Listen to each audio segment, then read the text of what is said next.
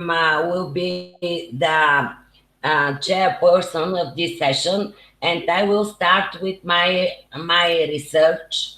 My research is with topic basic endogenous economic growth model, AK model, evidence for the Danube region of Bulgaria.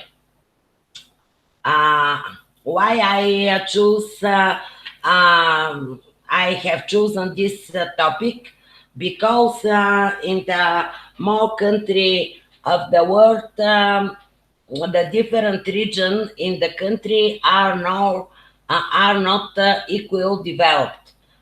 In Bulgaria, the same kind of region is the Danube region, and generally economic development of Bulgaria characterizes by strong regional disbalances. See you my presentation. Okay.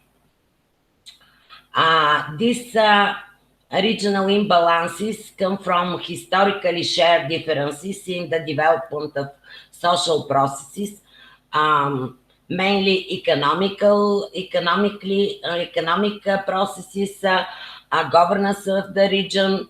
The imbalances are formed about gross domestic product per capita, the age and educational structure of population, the level of employment and unemployment, the income per capita, and the distribution of investment. Due to it, the main objective of regional economic policy is overcoming these imbalances in the economic development of Bulgaria. The current development needs to ensure equal good living conditions in all parts of country. Danube region, that is objective of my research, includes 11 Bulgarian administrative units that state in the three planning regions. In this region includes Vidin, Vratsa, and Montana. It's regions with the slowest growing units in Bulgaria and in the European Union.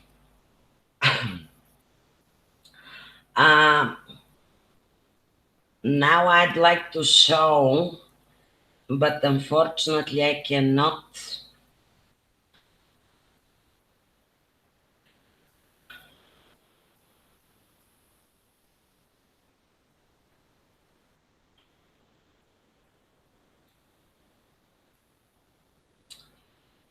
Sorry, I try to show the towns of this region.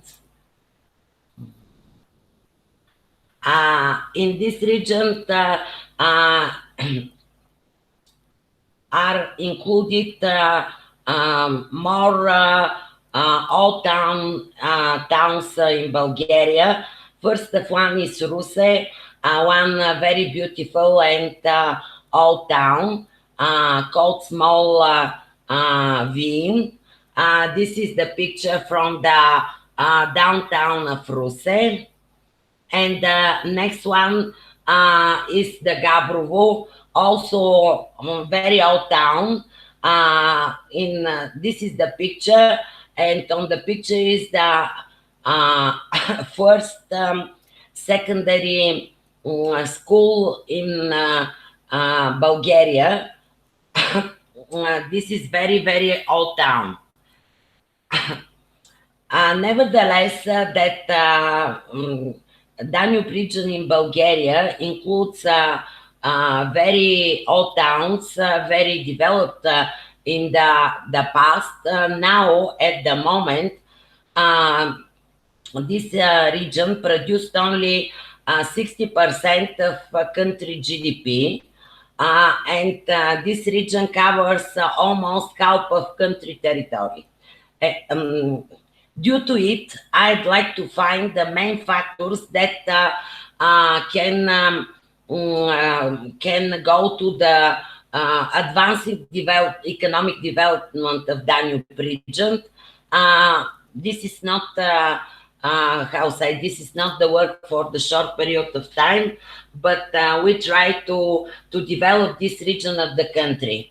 The average GDP per capita for 2017 is 9,249 level. By the national average Bulgarian level, 14,280 level. It's about 65% of the national average income in Danube region. How I said already, research tried to find the impact of main factor for advancing development of Danube region in Bulgaria compared with other regions in the country. I based on the main neoclassical growth model developed by Solo. How all you know, this model uses production function with three factors. First important factor is capital or investments. Second, in the labor force, and the third, level of technology. By this research, I not use all three factors. In this research, I investigate the economic growth in Danube region by basic endogenous economic growth model named AK model. Only with this model is only with one factor. Here is the equation that gross domestic product depends on the capital stock or investments. A, it's a constant, ensuring the proportionality of income or GDP, in our case, relative to the capital or investments. This model, according to the Acemoglu, is the first generation endogenous growth model.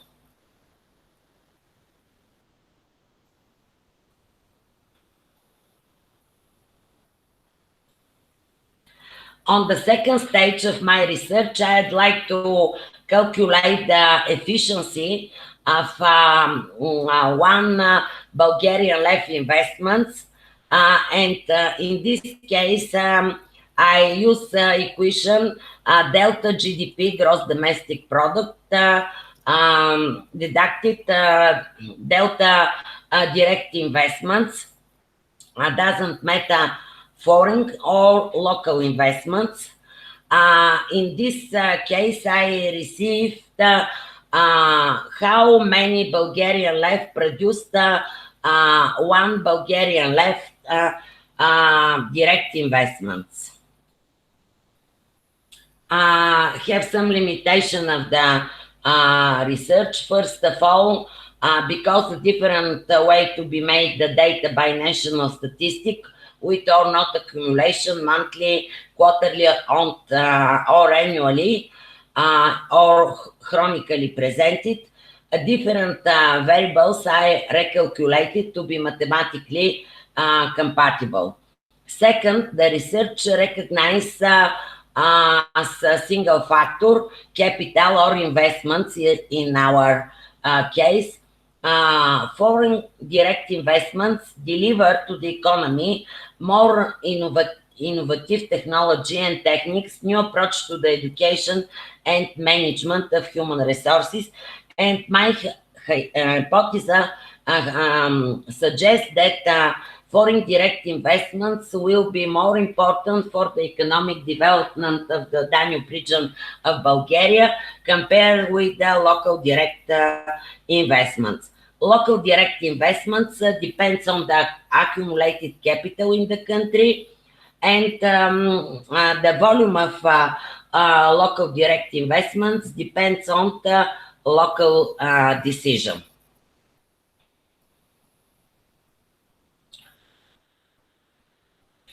Variables in the research, gross domestic product annually in the current prices. I use the current prices because in this case it's possible to account the different stage of economic cycle. GDP is measured by the final expenditure, consumption, investments, public expenditure, and net export. Foreign direct investments in euro, I recalculated in Bulgarian lev by fixed currency rate in Bulgaria, 1.9558 lev per 1 euro. Local direct investments in Bulgaria lev.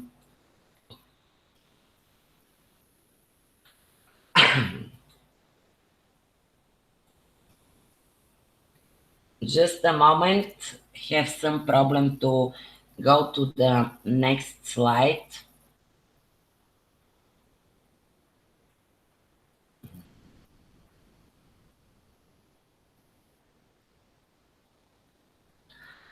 Here on this graph, I presented the GDP of Danube region for the period 2005 to 2017.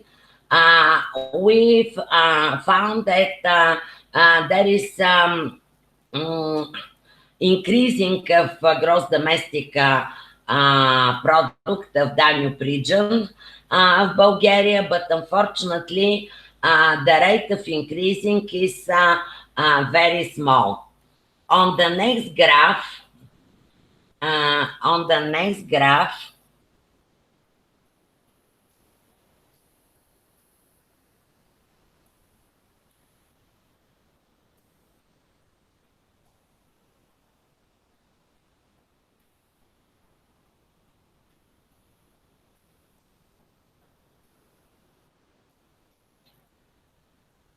just a moment.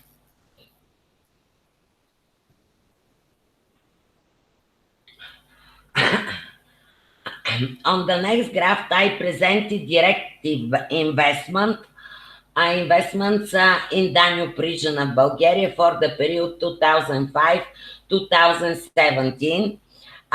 In the blue color is the foreign direct investments. In red color is the local direct investments. What you find here, we find that local direct investments decreased sharply from 2015 until now, and we find the different tendencies in the development of foreign direct investments. We found a period of increasing foreign direct investments after the crisis in 2008, and after this we find a period of 2 years, 2014 and 2015, that foreign direct investments decrease. For the last year of observed period, foreign direct investment increase, but not enough, with a very small rate. I use regression model, and on this regression model, I find that the coefficient of determination of GDP from investments is very significant. Here, it's a result from SPSS. Here we find that the coefficient is 0.858.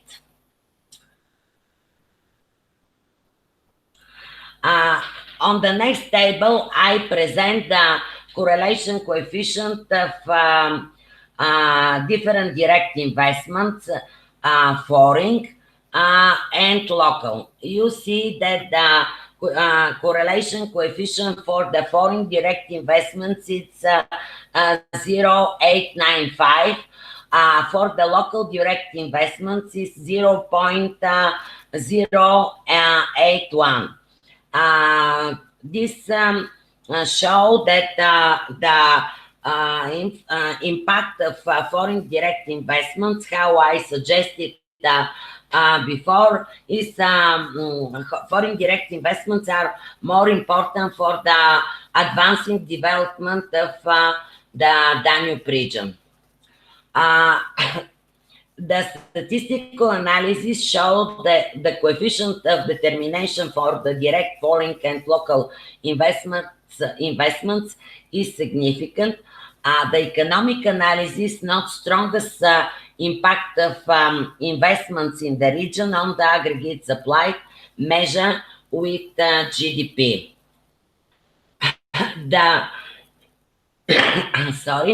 The correlation coefficient for the foreign direct investments calculated for the Danube region is very strong and shows that they add to the GDP more compared with the local investments because better management, nowadays technology and techniques. Higher income paid in the foreign companies add to the multiplier effect of these investments through the consumption.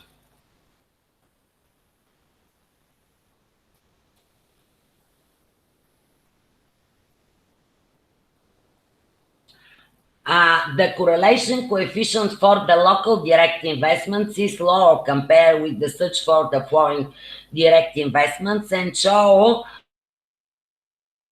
worse organization compared with the international company and small add to the results. How said in the beginning, I calculate the efficiency of the one Bulgarian left direct investments on the GDP. Now try to show on the graphics these results. Fortunately, have some problems to show all things.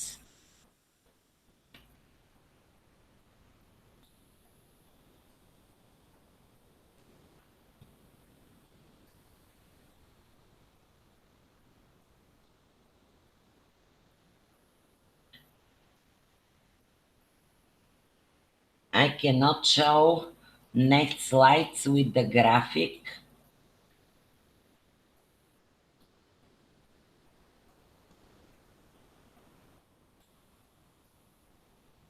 Okay, I will conclude this slide.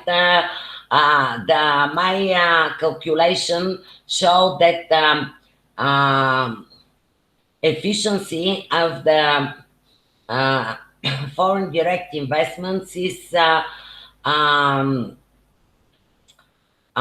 better than efficiency of local direct investments, and for the last year of observed period, I found that the efficiency of local direct investments decreased sharply. I cannot show the prepared slide here.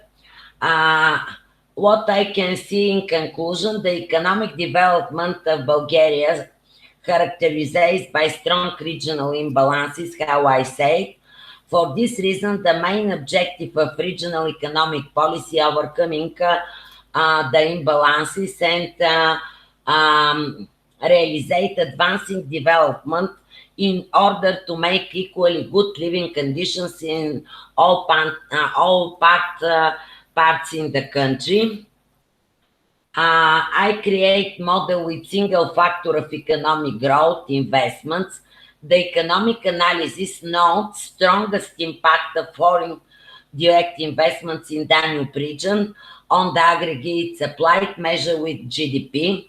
The local direct investments have a weak effect on GDP, and I add that they decrease sharply for the last year of observed period.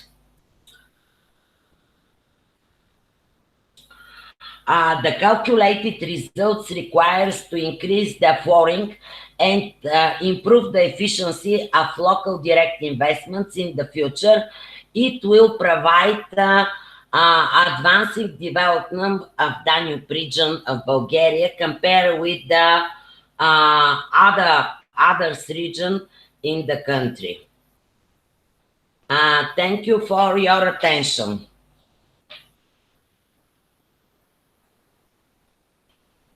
Okay, I finish with my presentation.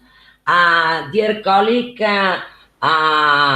somebody maybe has a question or comment of my research paper. Really, I continue to work on this topic with multi-factor growth model. In next my research, I will develop another model for the Danube region of Bulgaria. Now we have time for the question or for the some comments.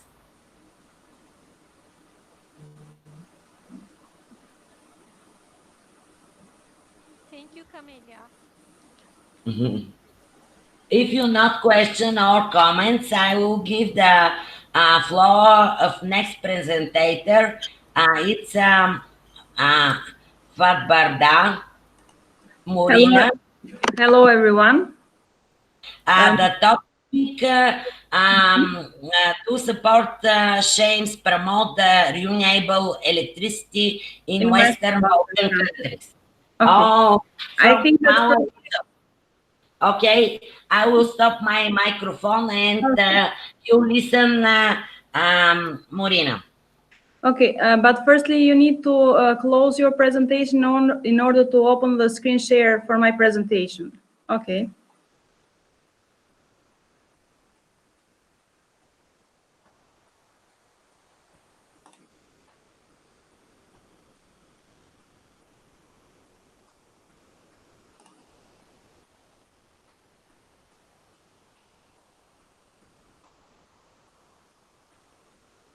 I think that now it's okay, the presentation. Can you see it? Yes, I think we can see it. Yes. Okay. Hello, everyone. My name is Fatbarda Morina. I am a PhD candidate at the Poca University. Hello again from Albania. The topic that we have chosen for this conference is to do support scheme promote the renewable electricity in Western Balkan countries. The reason why we have chosen this topic is tightly connected with my PhD thesis, but it's more specified in support scheme as one factor that is included in my research topic related to PhD. But which are the main issues that we have considered in this paper? The first one, we can see that we have done a review related to Western Balkan countries, which are the main support scheme in Western Balkan countries, also investigating the renewable electricity support scheme potential and the state of renewable electricity. Also policy implication, and the last one is the conclusion part. But what we can say related to renewable electricity, we can see that this topic is tightly connected with the energy security, as it is seen for most countries is a problem, the energy security for future generations. Since that for many years it is used fossil fuels to produce energy, but since the climate changes, we have many problems, the level of pollution that is increased, but also the problem, how can we provide energy for future generation? It means that if we have a lack of sources related to the renewable, fossil fuel, we need to see and to search for alternative sources in order to produce energy for future generations. And especially this is a big problem for countries that are highly import dependency. In case of renewable energy sources in Western Balkan countries, we can see that we have a high level of potentials, but are these countries using these renewable energy sources in a more efficient way in order to produce, or if the government of these countries are supporting these renewable energy sources in order to provide energy for future generation. But in case of Western Balkan countries, the development of clean energy is one of the three strategic areas of investment framework together with infrastructure and SME development. But what is the situation in energy sector in Western Balkan countries? As other countries and Western Balkan countries are facing challenges related to a renewable energy sector. The first one is the transition from centralized state-controlled system to an open and competitive market, and the second one is the path toward decarbonization.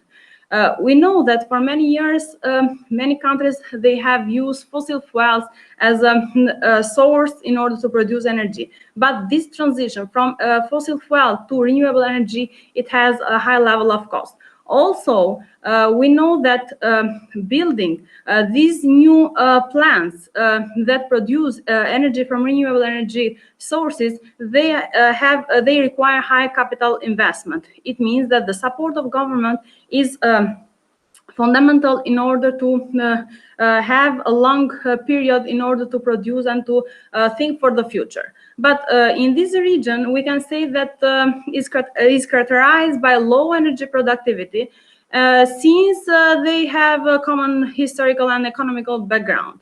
But on the other hand, we can mention that these countries are considered as a higher potential to produce energy from renewable energy sources. But the question, as we have told before, is that if they are using or they are utilizing renewable energy sources in a good way, and if the government is putting targets related to the share of energy in order to foster their development.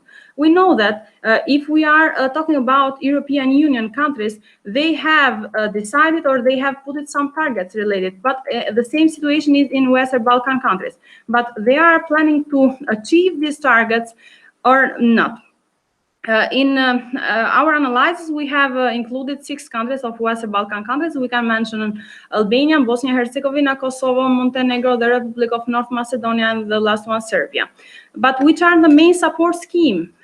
If we talk about European Union, we can say that the support scheme that are implemented by the government in order to promote renewable energy sources are, the first one is feed-in tariff and the tradable green certificates. But also there are many other support schemes that are included in order to promote renewable energy sources.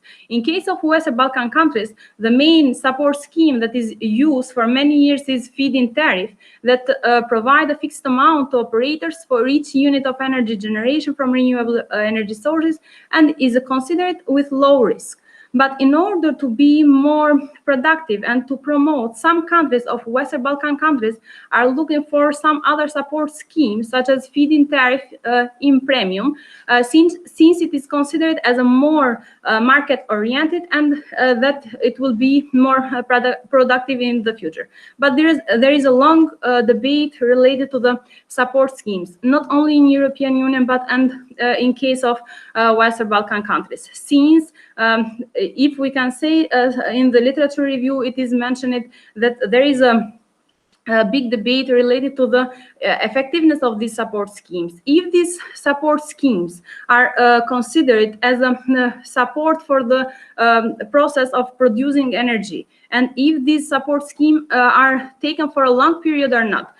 In some studies, it is mentioned that these support schemes can include, in case of Western Balkan countries, can cover a period of 10 years. And on the other hand, we can mention that the profitability of these companies or these investors that decide to build a new plant, it will be after 13 years. It means that it has a high cost, and the support of government is the fundamental in order to be productive.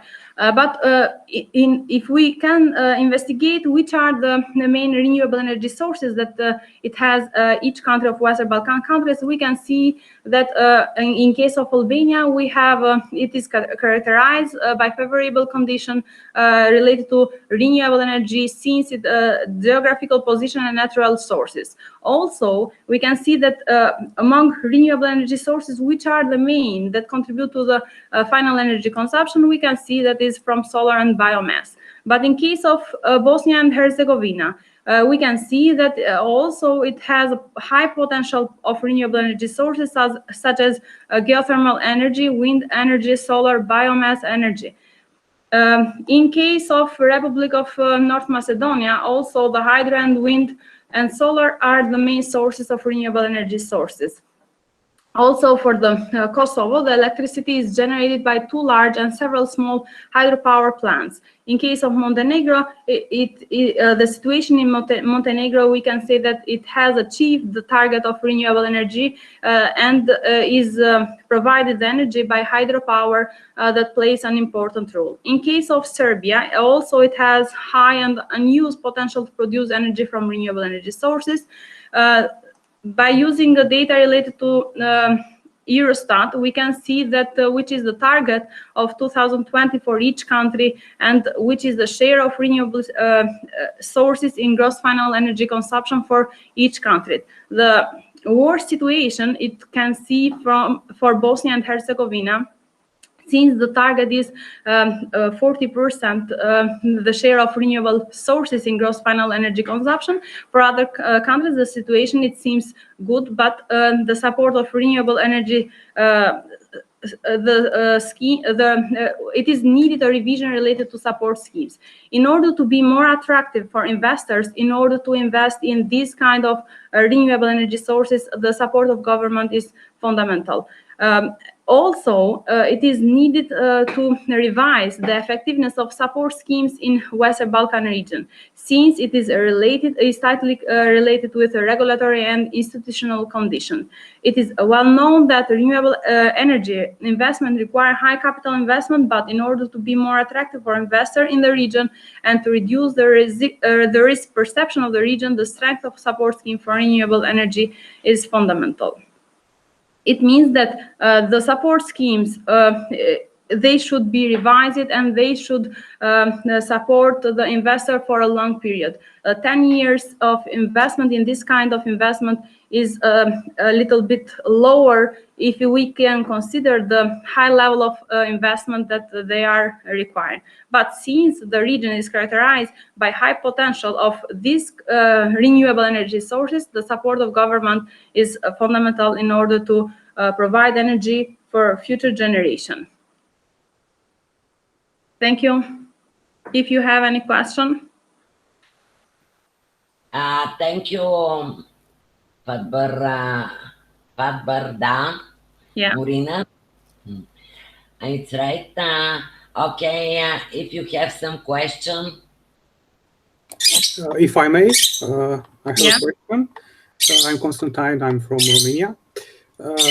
In your research, and good luck with your thesis, do you find that any of these countries are using or they're thinking using like smart contracts from blockchain for, I don't know, linking the producer and the user of electricity by cutting the middle?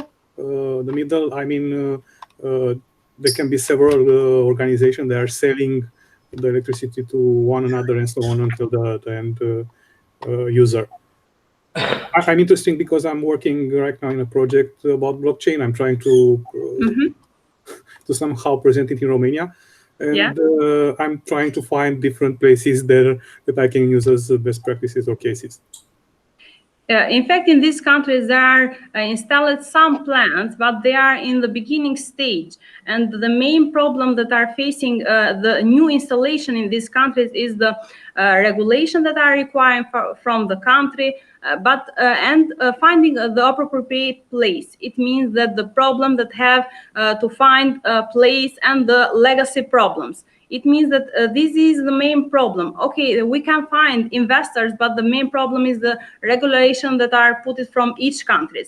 In fact, I have taken European Union in my thesis, and this is it means one factor that I am included in my thesis. And the support scheme I am in my PhD, I am doing a regression in order to see which is the effectiveness of these support schemes. But in this research, I have done a literature review related to main sources that they have and which are the support schemes that are implemented for each country in order to see they have the opportunity, but they face many obstacles related to the finding the appropriate place. In order, they need to buy land, they need to install plants. It means it has a high level of cost that the payback will be after 13 years. And if we can find an investor that is waiting for after 13 years, it means it's a little bit problem. And the support from government is the main issue in this case, in order to enhance the investment in this direction. Otherwise, will be it has many problems for the future. Thank you. Okay, thank you, Fatbarda Morina. Other questions? No. Next presenters that they read about Ghana is not here, and we'll go to the Rashid Jabrilov topic of his research, input-output based measures of forward and backward linkage for Azerbaijan processing industry. Good afternoon, dear participants. My name is Rashid Zavrailov. I'm from Azerbaijan. Let me firstly upload my presentation. Just a minute, please. Okay. This is my presentation about input-output based measures of forward and backward linkage for Azerbaijan processing industry. I'm a PhD candidate in Azerbaijan State Oil and Industry University, and I'm also a lecturer at the university right now. Let's start with the introduction first.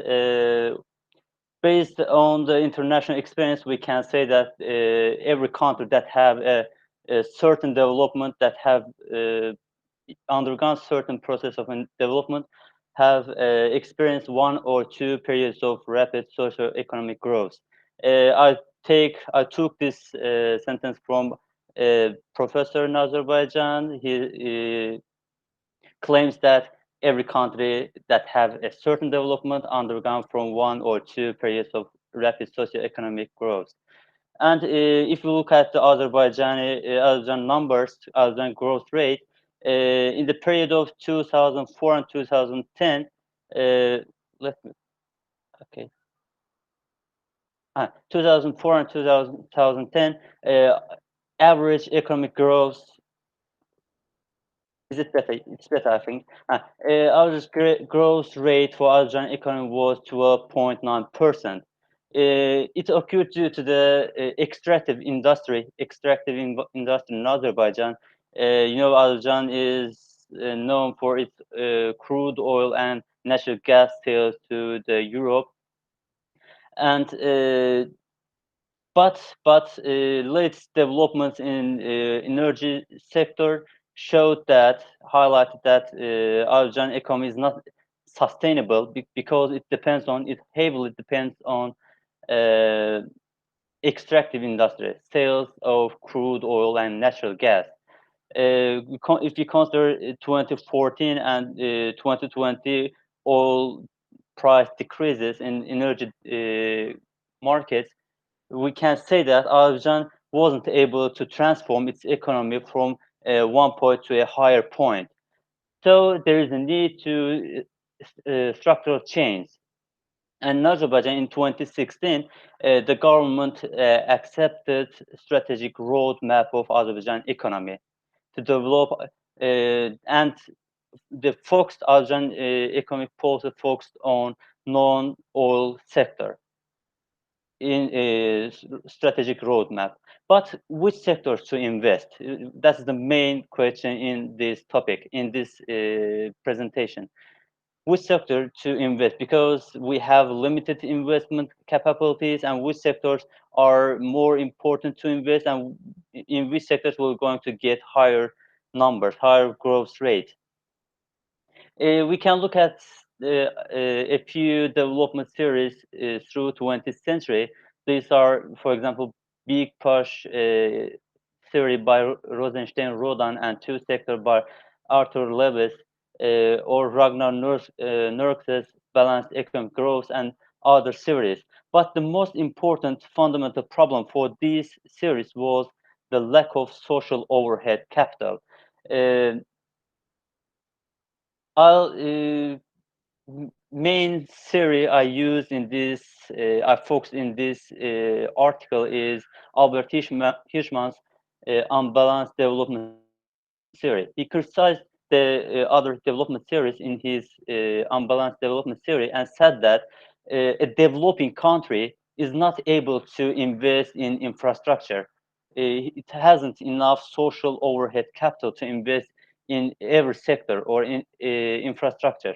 So there is a need to make investment on productive sectors.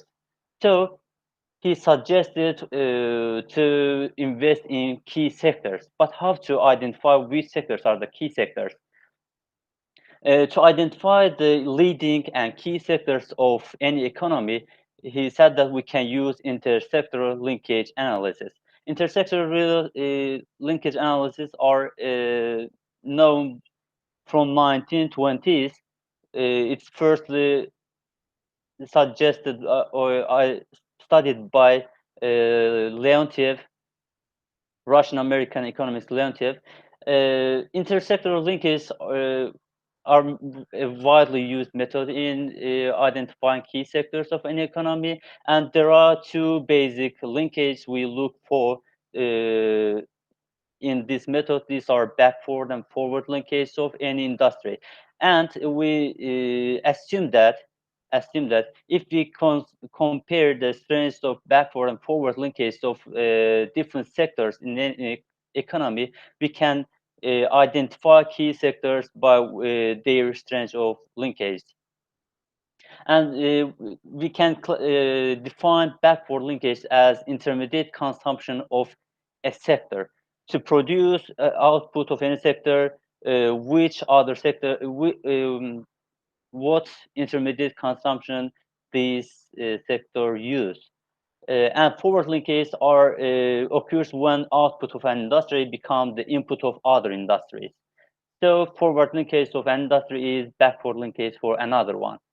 And we can say that sectors with higher linkage considered more capable of contributing to growth through their linkage effects, speed of effects. In this article, to assess the strengths of backward and forward linkage, I used Leontief input-output model.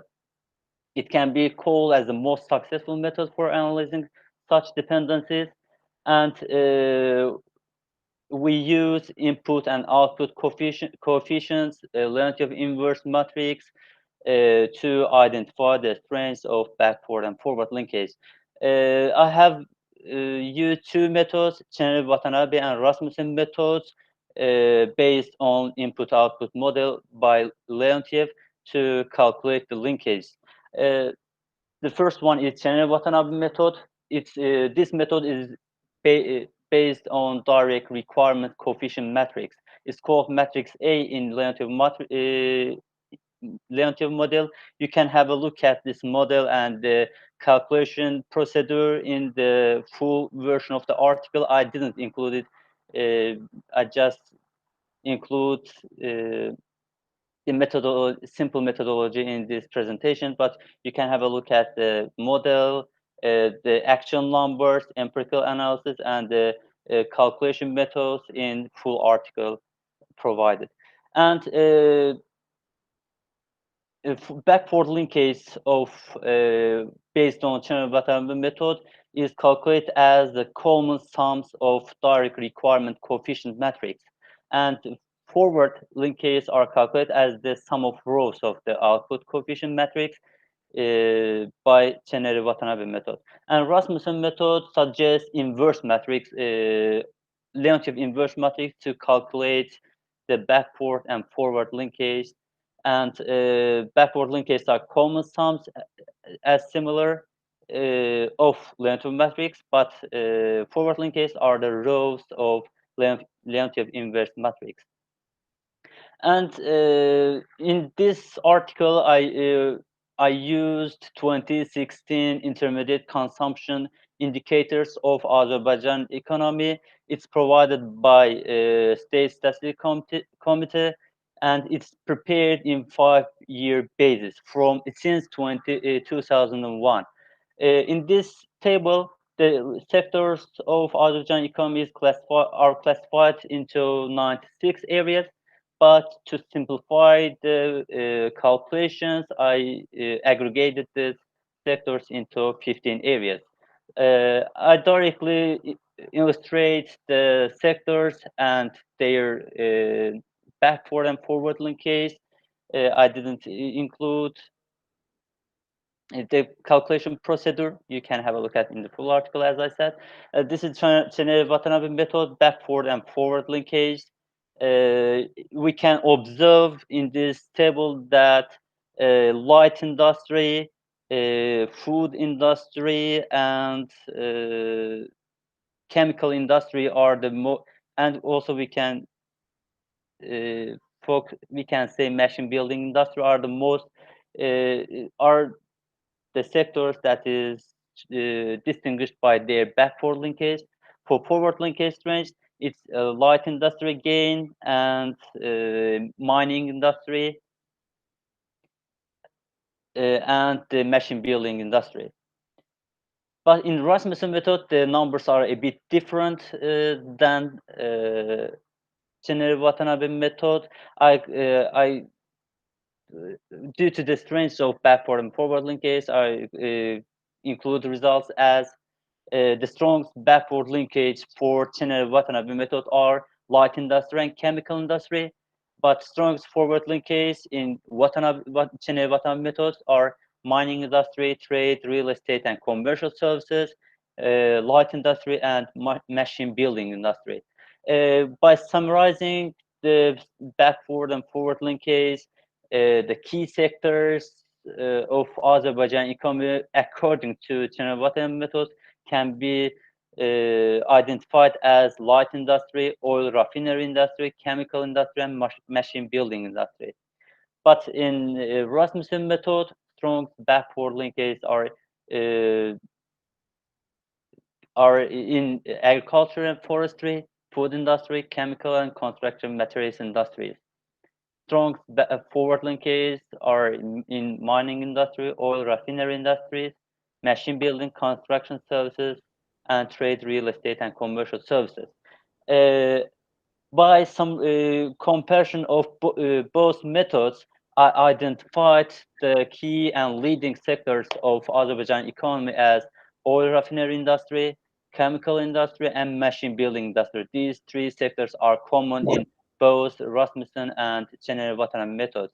And according to Albert Hirschman, if we invest in these sectors directly, we can get higher impact on GDP growth. And these sectors, with their forward and backward linkage, will affect supplier industries, other sectors, and will get higher direct, indirect, and induced effects on GDP of Azerbaijan economy. Thank you for your attention. That's all about my presentation. I try to keep it simple and little because in instruction it showed that I'll have only 10 minutes. Thank you, Rashid, for your presentation. I have a brief question. Yes, you told that oil industry machine industry and food industry are key sectors in Azerbaijan. Which of them adds most to the GDP? Oil industry or other? Oil industry in Azerbaijan, Azerbaijan is known for its oil industry in the world, but Azerbaijan directly sells crude oil and natural gas. But in this calculation, I identify key sectors as oil refinery. It's not oil direct crude oil extractive. It's not mining industry, but it is sales of oil industry. Yeah, we can have a look at the numbers. If we calculate it, let me have a look at. I didn't identify one sector, the most important sector. But we can say that it is a chemical industry with the highest forward and backward linkage in Azerbaijan due to the Rasmussen and Cheney-Watanabe method. Chemical industry has the most strongest forward and backward linkage in Azerbaijan economy due to these two methods. You try to produce from the oil and the gas and products and import them. The final production. Okay, other question? No, thank you, Rashid. Thank you for your attention. The next presenter, it's Ilie Margareta and Ilie Constantin. I have seen that here is Ilie Constantin. The topic is brief analysis over the management and leadership reactions under the COVID-19 influence. The floor is yours, Ilie. Thank you very much. I will try to, okay, I think this is it. So, yeah, great. I think I'm seeing the presentation. You are seeing also the other participants. So, I'm Constantine with my colleague and wife, Margareta. We try to work.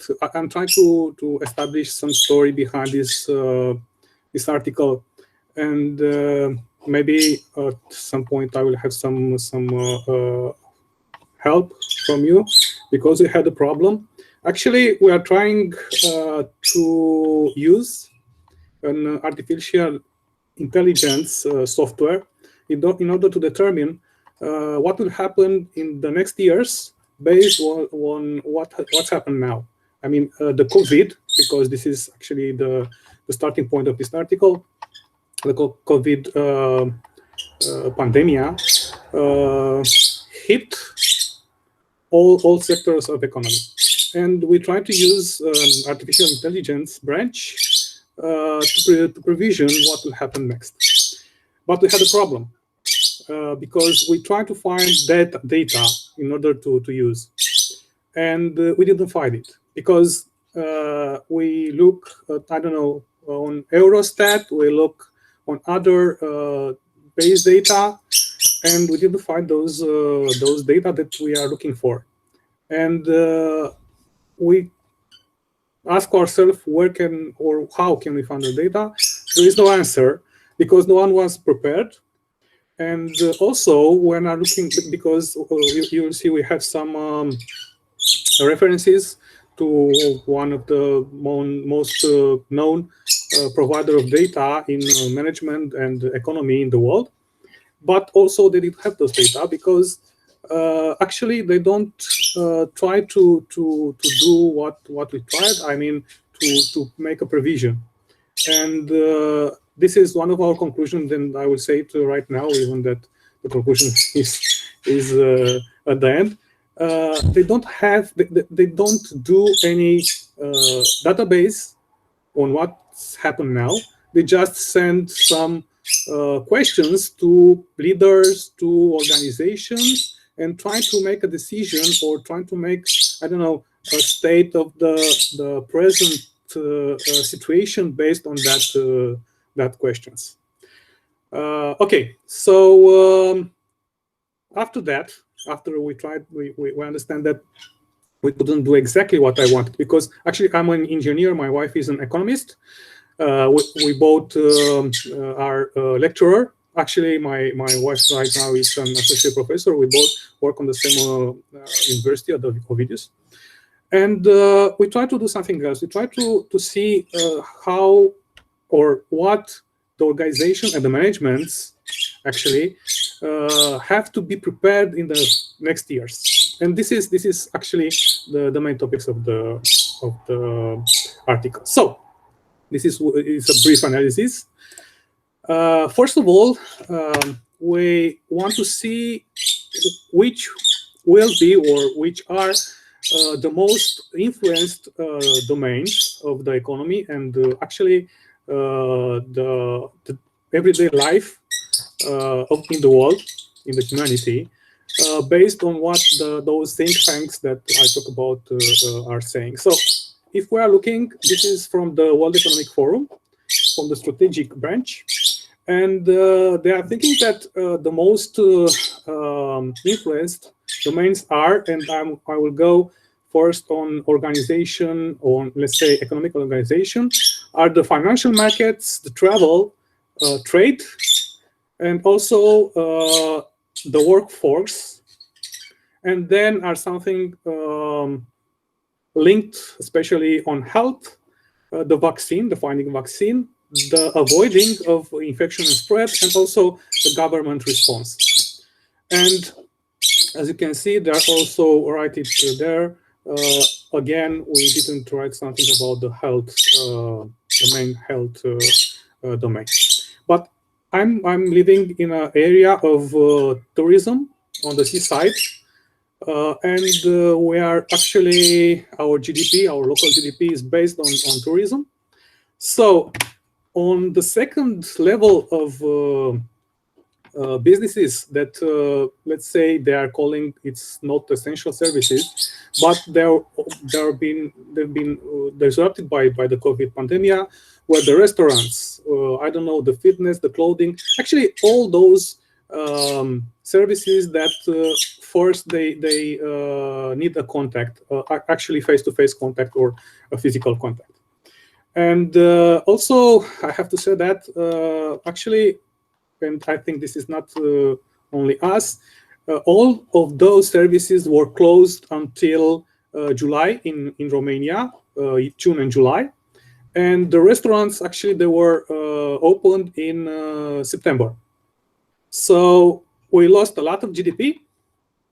We lost a lot of workforce, because there was in my town, the whole, let's say the time that you can be a tourist here is from May to September, because after that it's very cold, and actually our tourists come here for the seaside.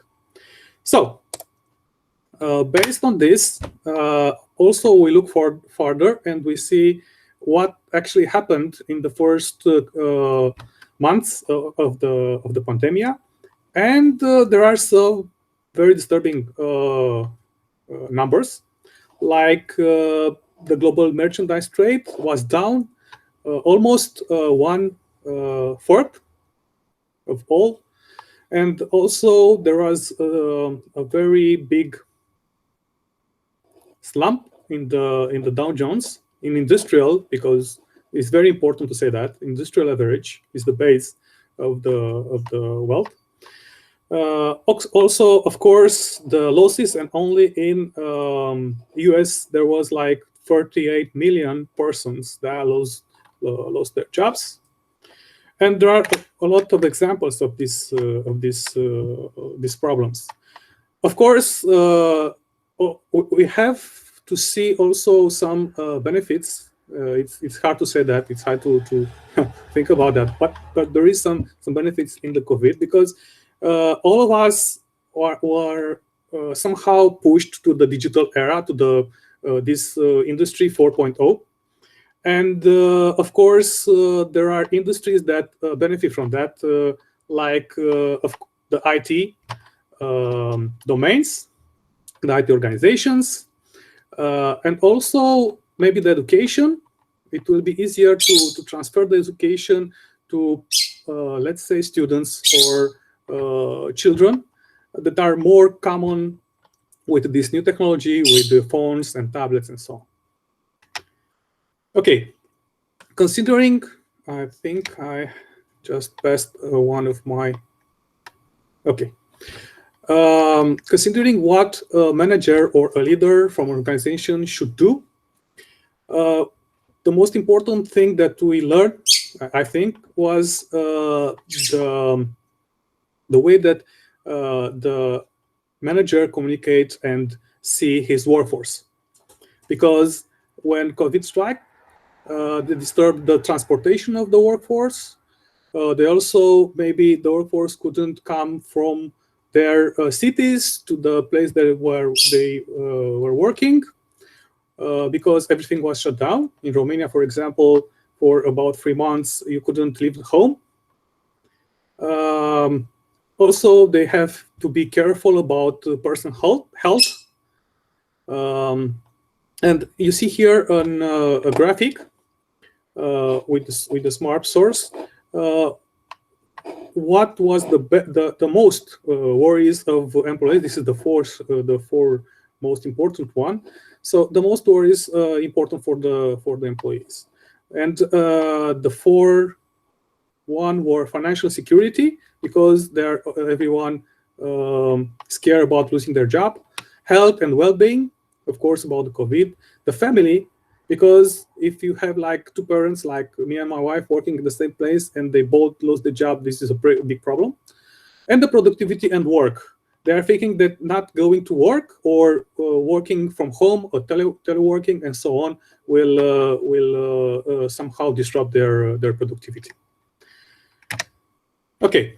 Also, the management should consider reviewing the crisis and continuity plans, because for sure what happened can be used as an example, and you have to be prepared for the COVID or maybe other problems, considering the wealth, or also I don't know, any health problem. And right now in Romania, they are considering that this COVID pandemic will go on about at least 2 years. Even there will be a vaccine, because it looks like people that already had the COVID, they can also do it another one, or maybe another strain of the viruses. So maybe this continuity and crisis plans should be implemented and take into consideration the present state. Also, the supply chain, and also my city, Constanța, is a harbor and a port. And actually, there was closed because no ships can arrive because of the COVID. And this is a supply chain. Also, the working force that are using the transportation in supply chain couldn't go to work. So it's like the just-in-time or lean supply chain methods were disrupted, were closed. And some of the industrial organization couldn't do their products. Further, you should, and this is in the link with the supply chain, you should analyze and identify the potential points of disruptions. And I talk about the supply chain, also the workforce. Can be a lot of these points of disruptions in problems like COVID, for example. And one of the most important, because when I'm talking about workforce, we're talking about people. It's the communication between the top management, let's say that, or middle management, and all the employees. And you see here small graphic about in like a few months period, who the employees will trust more in giving them the information. And it's not media, okay? It's the NGOs and the business they are working on. And this is when we are talking about informed public. And considering the mass population, again, the media is the lowest one. And I just I have a link if there is someone interested in. I just read today that in the future, this misinformation it will be actually made by artificial intelligence. It's a very interesting article that I found today. So communication is very important, and there is a saying that actually it's not a saying, but if your top management is afraid of COVID and will not come to work and will not discuss with you problems and will not resolve the problems together with you, especially in this is very I don't know, fragile and variable times, well, you will not trust him. Okay, so it will actually have a more negative impact on your work and so on. Okay, of course, based on that, there is a lot of I don't know, checklists, hints, and so on that you should do as a manager or as a leader that you have to implement in your organization. This is one of this as an example. You can find it also at SMART. Now, in the conclusions, and actually some of the conclusion I already spoke about in the presentation, but I have also to emphasize something. We don't have all the informations, not because there's some power that they don't want to have it, but because there is very hard to consider and to prevent what will happen.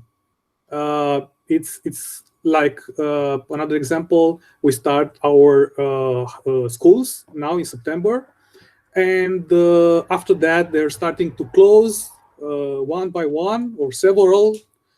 Because there will be like several cases of COVID between children. So there are also this status that you cannot control.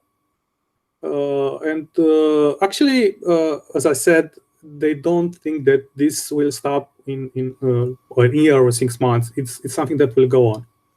Okay. So coming back to the conclusions. What we have to consider as organization, industry, or domain, we already have right now like technologies like teleworking, and well, I don't think that in the next future or the very close future we will just eradicate after, let's say, COVID will finish, the pandemic, the pandemic will finish, because we just realized that we can work in teleworking. Actually, there are good examples and feedback about teleworking, working at home, not on any industries, but we can use that in a portion of it in the future in industries. Also, there is a big problem. And this is the security risk due to data that the teleworking it's providing and using, and we don't have an answer to that yet. Even that I don't know, the big companies like Microsoft, Google, Facebook, using they are offering like I don't know, places to put your data. There's always a risk, and there is a lot of examples that we have to be careful, especially for small and middle companies, that if they're losing or someone are stealing their data, there will be maybe a closure for them. And I have to remind you that several days that Garmin was closed or their devices because someone just cracked their database. Okay. Also, there is conclusions about the communication that I talk about, and also the plans that you have to consider. So this was our presentation. Thank you, Okay. Konstantin. Thank you, Konstantin. Questions? Now I have one suggestion. Yes, please. To you, because I have researched the impact of COVID-19 on the banking sector, and I will present this my work, by the way, in Romania, in Bucharest, next month. And Okay. I have seen that the COVID-19 impact on the banks and banking sector too, because sharply reduce the cash payment, and it impact on the money multiplication and deposit multiplication, and expand the payment, uh, the bank payment, not in the cash, and this change some operation of the banks, and money supply in the country, and it's possible to use. I divided it in my paper and in my research, to reduce the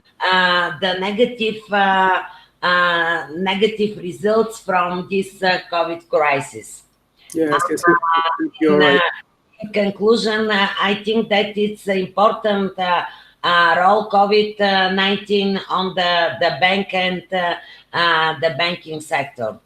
Thank you, Thank you. Konstantin. Good luck. The next presentator will be Sunila Sela and Mariola Mucci, examining destination brand personality of the Albania based on the perceptions of domestic tourists. Very important topic. The floor is yours, Sunila. Okay, thank you very much.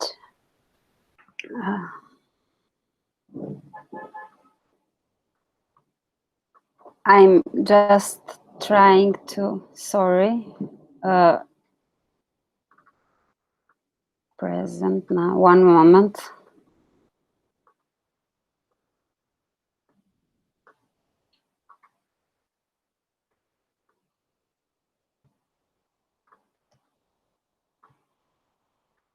Are you seeing my presentation?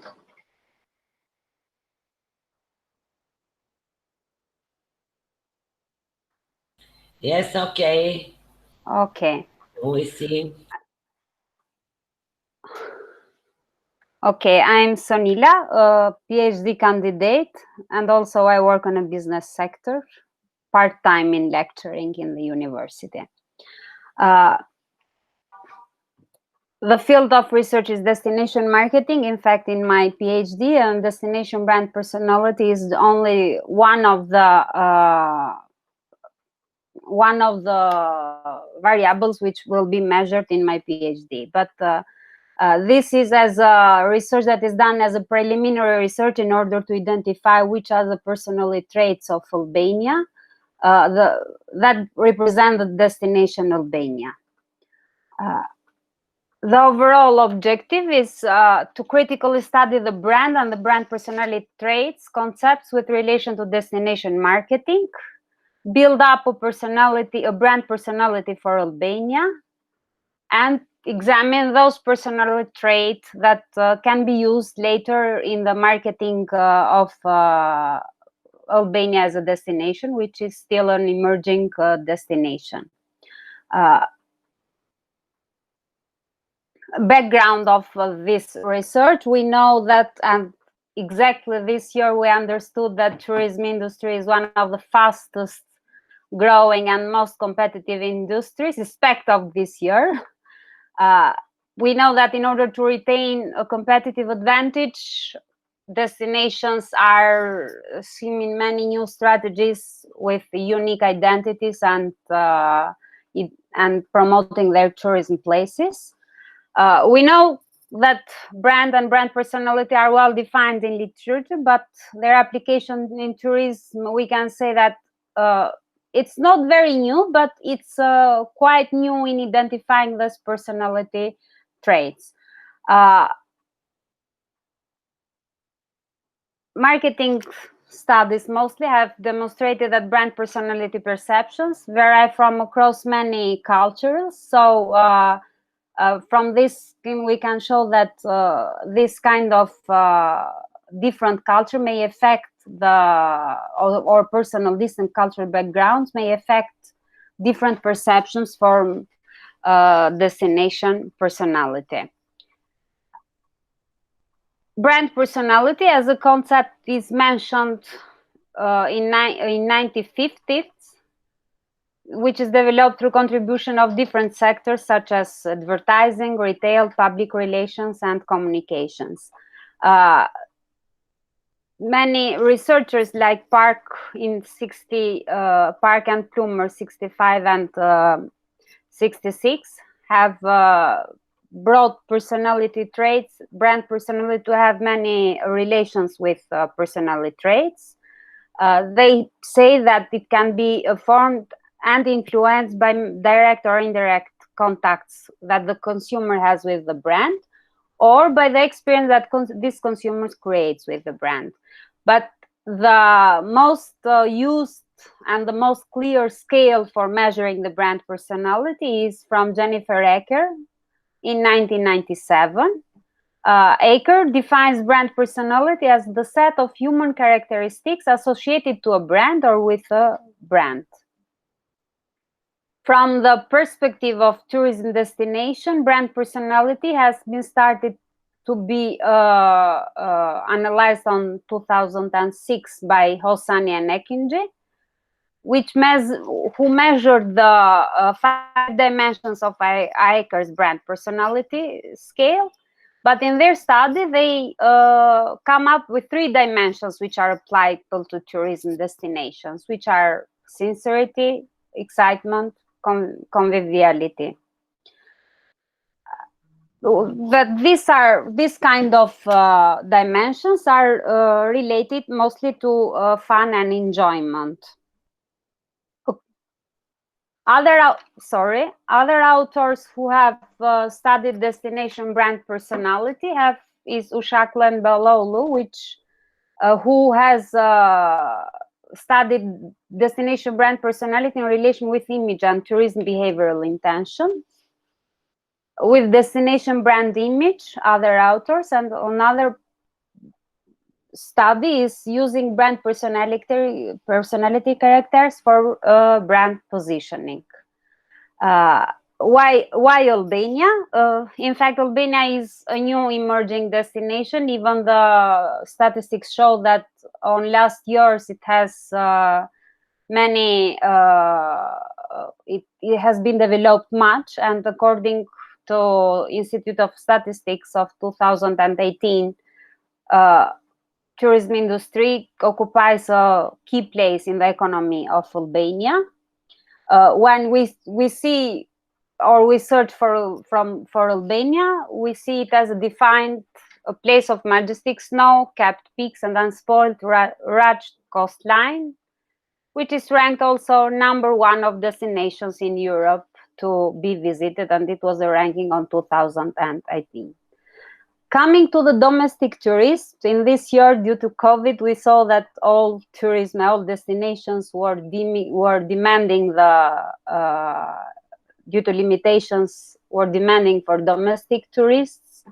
And at this stage, we see why the Albanian residents travel within this country.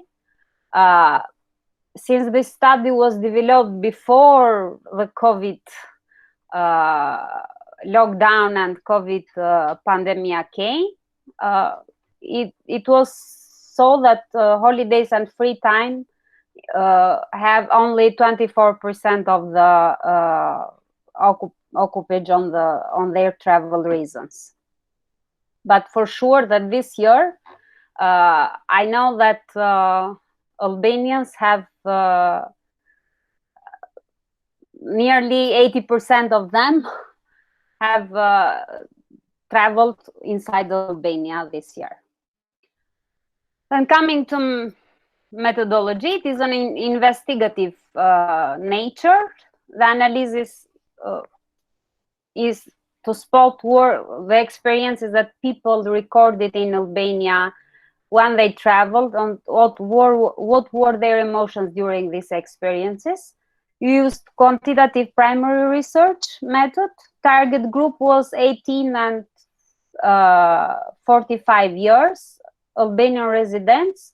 It was used on purpose because we know that are the most active age group making domestic traveling. Sample, it was 200 domestic tourists. Instrument with 3 sections. One was with checkbox with several multiple choice questions related to personality traits. And this section was developed according to Eicher's brand personality scale. The second section was a top-of-mind association for the main tourist drivers, demographic ones. We pretested on a small sample before launching. It was data conducted online for a period of 10 days. When we see the data analysis or the results, the statistic shows that friendly was the most selected personality trait for Albania by 72 of respondents, which by Eicher's model is related to sincerity.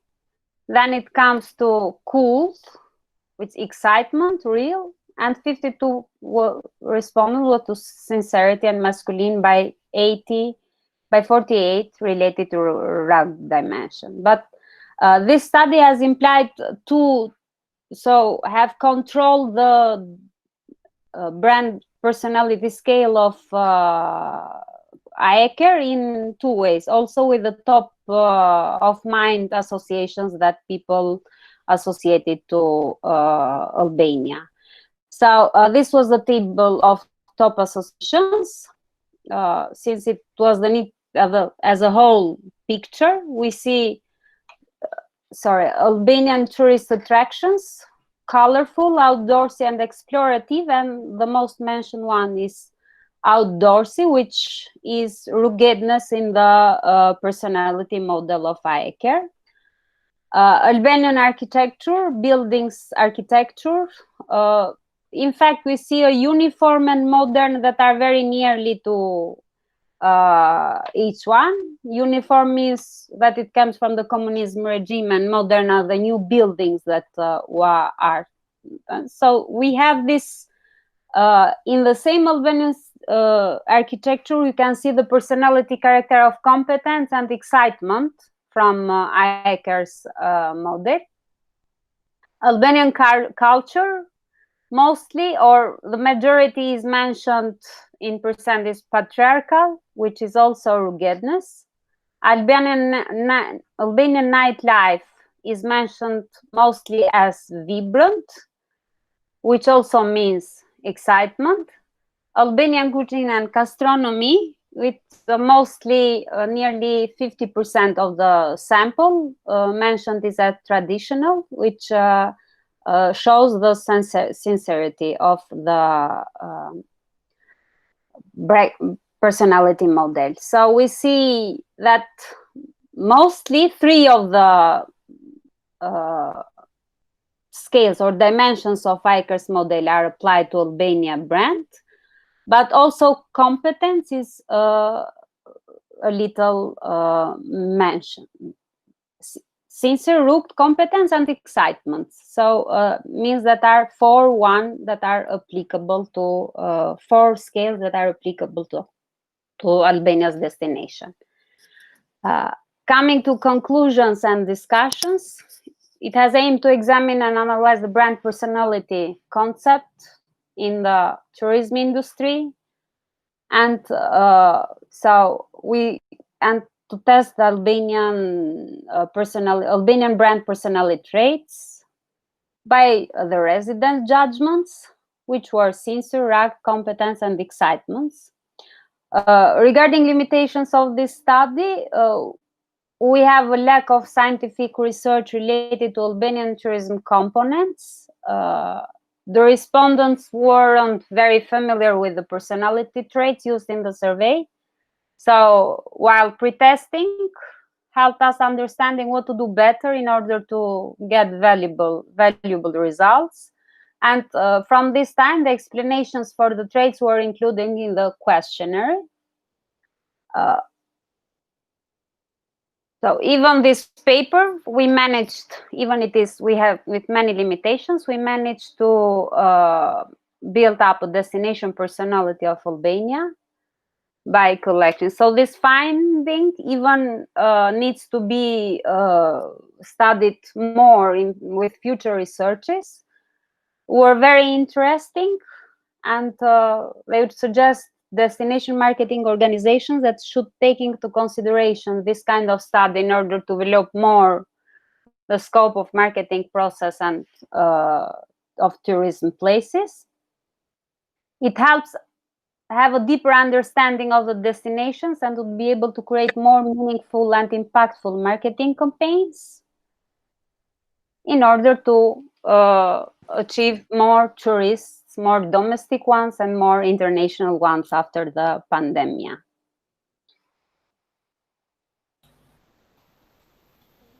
So that was the presentation.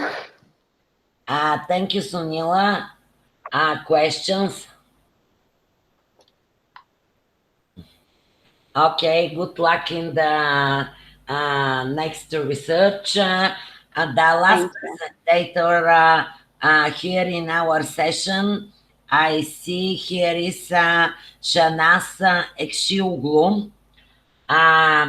She present the research with the topic, the role of market orientation on business performance and empirical analysis with retail sector in Turkey. The floor is yours, Shahnaz. Good afternoon. This is Shahnaz Ekşioğlu. I have been working as a PhD. Unfortunately, we will not hurt. We are not hearing. Yeah. Microphone, maybe it's not working. Did you hear me now? Not so good. Okay, let me try in this way. Okay. Is it better now? Yes, of course. It's better. Let me change it.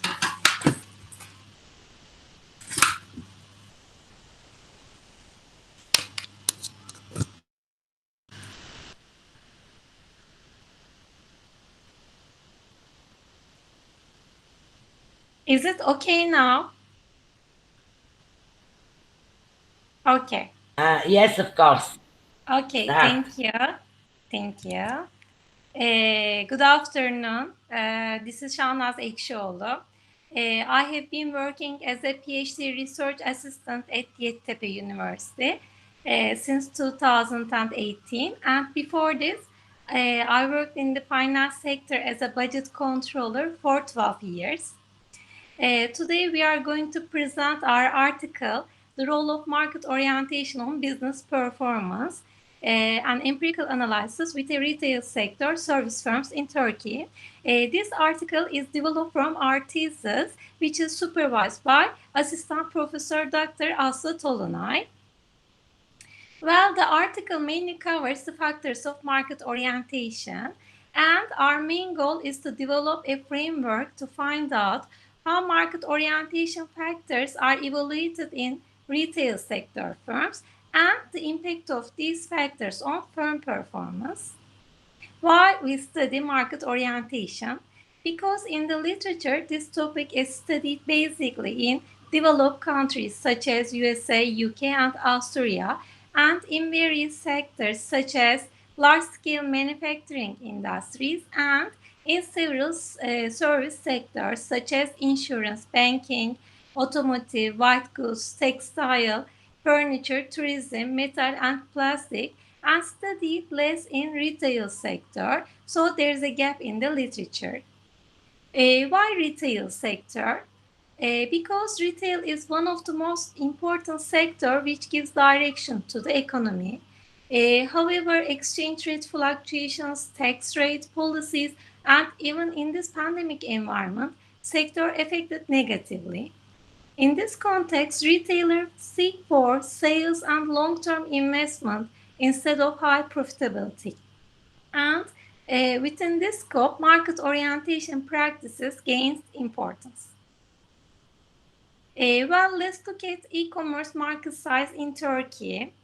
We can say that at the end of 2019, it reaches 83.1 billion TL, where 38.2 billion TL comes from non-retail sector and 44.9 billion TL comes from retail sector, which is quite high. And in this study, top 100 list of retail firms in Turkey are taken from the work of Parapost Journal and CRIF Company. Recently, Global Powers of Retailing report listed 250 retail sector firms in the world, and there are two important Turkish firms in this list, which are BİM and A101, because they have larger product portfolios at competitive prices and expansion of convenience store formats. In our article, market orientation model developed by Narvar and Slater during 1990s is used. In this model, there are three important market orientation factors, which are customer orientation, competitor orientation, and interfunctional coordination. Well, customer orientation is the all practices of an organization that generates corporate culture based upon customer satisfaction. And this attitude can foster firm performance through increasing revenue, return on investment, growth in sales, and rise in market share. Therefore, our first hypothesis can be stated as customer orientation positively and directly affects percentage of sales growth and market share growth of firms. Secondly, competitor orientation is the sum of the activities that includes observing current action of existing and potential competitors, get knowledge about their products and services, and understand their future activities. Therefore, our second hypothesis can be stated as competitor orientation positively and directly affects percentage of sales growth and market share growth of firms. At last, interfunctional coordination is the process of achieving final product and services by enhancing communication and cohesion between units, be sensitive to requirements and needs, and share experience and knowledge to maximize value offered to customers. Therefore, our final hypothesis can be stated as interfunctional coordination positively and directly affects percentage of sales growth and market share growth of firms. Here is our research model. In this model, we try to examine the effect of these market orientation factors on financial performance of retail sector firms. Survey questions consist of market orientation scale developed by Narvar and Slater during 1990s. And as I mentioned earlier, the list of retail firms taken from the study of Parapost Journal and CRIF Company. And the categories of the firms can be stated as food, electronics, apparel, IT, furniture, jewelry, and construction. And survey is done to middle and upper level managers working in the human resources, marketing, research and development, product development, and sales and finance departments.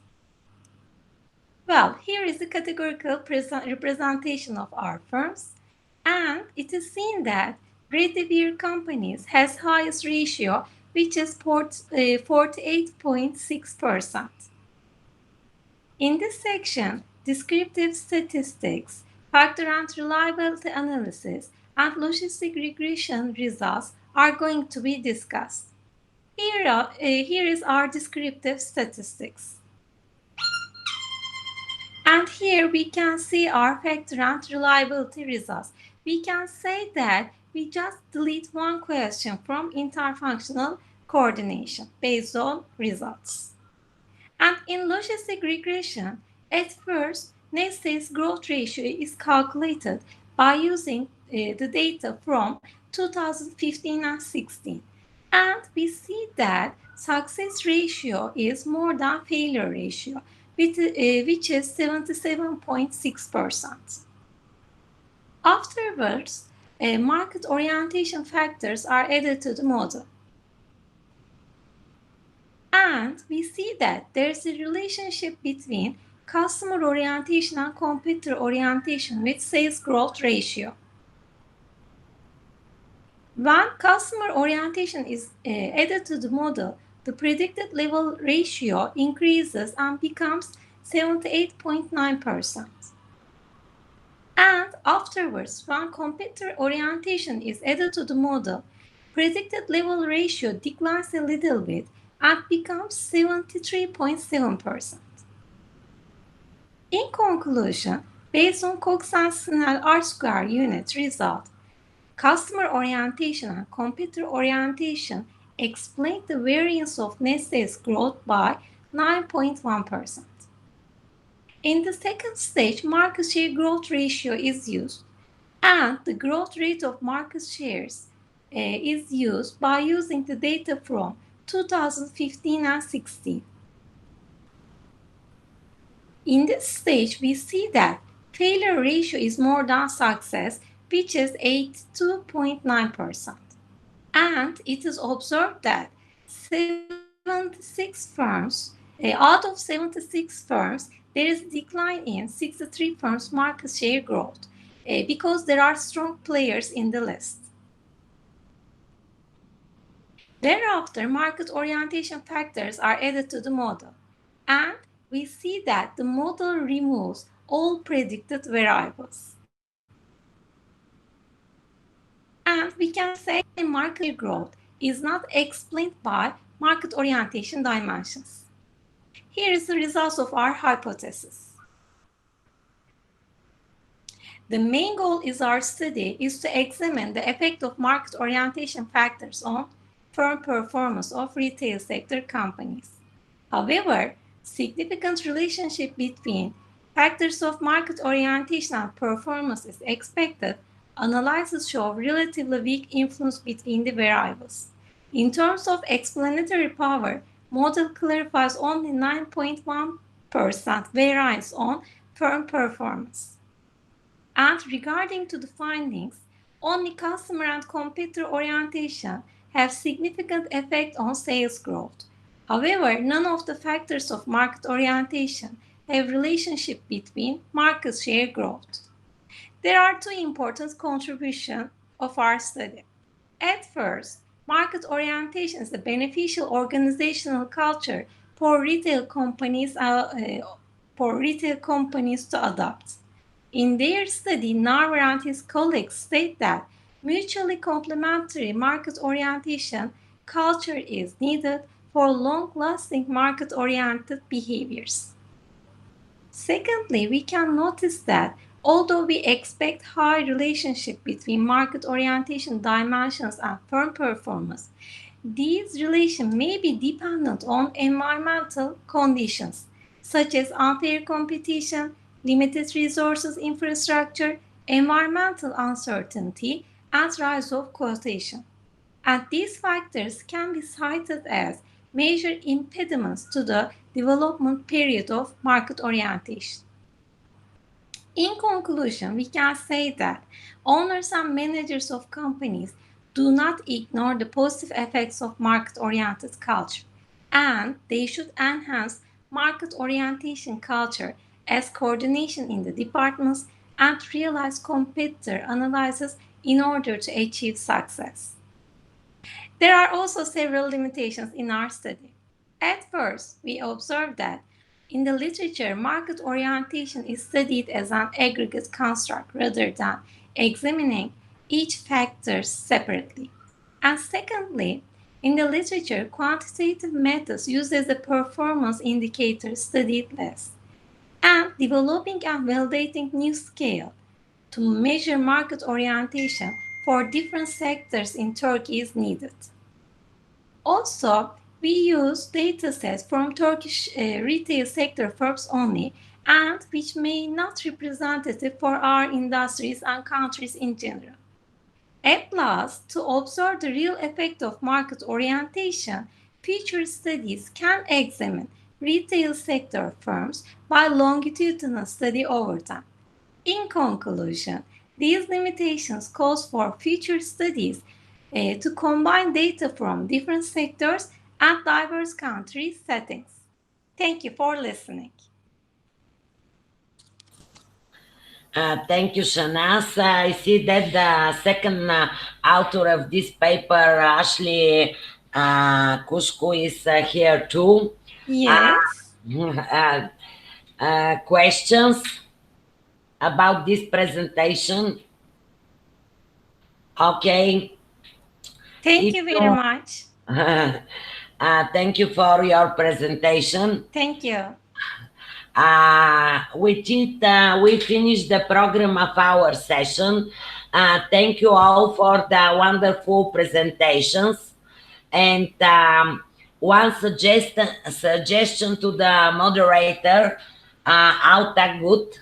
I don't know exactly if he listened me, but I suggest to make the list with the email addresses of all presentators here, because I find that we can work in common interests and in common research in the future with some of them or with all of them. And I suggest to prepare in the next days the list with email addresses of all presentators here on our session and send to the all participants here. Okay, I can send it.